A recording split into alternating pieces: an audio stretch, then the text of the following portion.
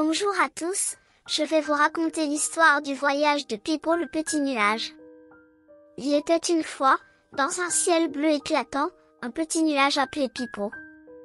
Contrairement aux autres nuages, Pipo n'était pas blanc et dodu, mais tout léger et un peu transparent.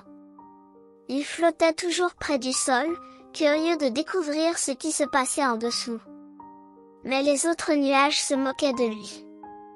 Pipo, tu n'es même pas assez gros pour remplir le ciel, lui disaient-ils en riant. Mais Pipo ne se décourageait pas.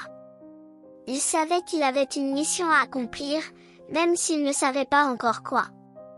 Un matin, alors qu'il flottait doucement au-dessus des montagnes, il aperçut un petit village en bas. Il entendit des voix qui semblaient tristes. Curieux, il décida de s'en approcher. En s'approchant, Pipo remarqua que les habitants du village semblaient inquiets. Les champs étaient secs, les plantes étaient fanées et les enfants se plaignaient de la chaleur. Il comprit alors que le village manquait d'eau. Pipo ressentit un petit frisson dans son cœur. Peut-être que c'est ma chance de faire quelque chose de bien, pensa-t-il. Pipo se concentra et commença à se gonfler un peu. Il savait qu'il devait voyager plus haut dans le ciel pour trouver l'humidité, mais il avait aussi une grande peur, celle de ne jamais être assez gros pour pleuvoir. Il monta doucement, se frayant un chemin parmi les autres nuages. Là-haut, il rencontra un vieux nuage sage, tout gris et épais, qui flottait tranquillement dans l'air. « Que fais-tu ici, petit nuage ?» demanda le vieux nuage. Pipo expliqua son souci.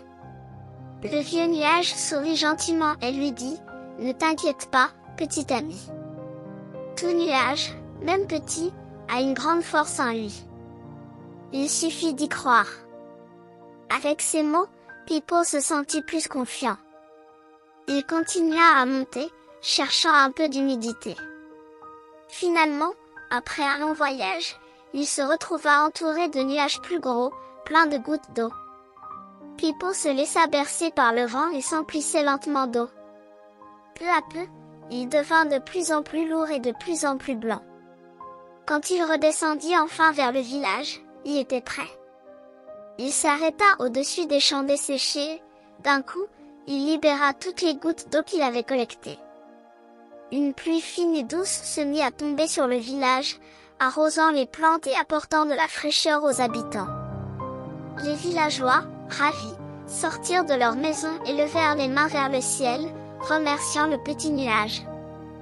Les enfants riaient et dansaient sous la pluie, et les champs commençaient à reverdir. Pipo, tout joyeux, se sentit enfin à sa place. Il avait réussi. Il n'était peut-être pas le plus gros nuage, mais il avait un cœur énorme et une mission importante, apporter de l'eau là où il en fallait. À partir de ce jour-là, Pipo devint un nuage spécial. Chaque fois qu'un village avait besoin de pluie, il savait que c'était à lui de répondre à l'appel. Fin. Si cette histoire t'a plu, mets-moi un petit pouce pour m'encourager. N'oublie pas de t'abonner à la chaîne pour de nouvelles autres histoires. À bientôt.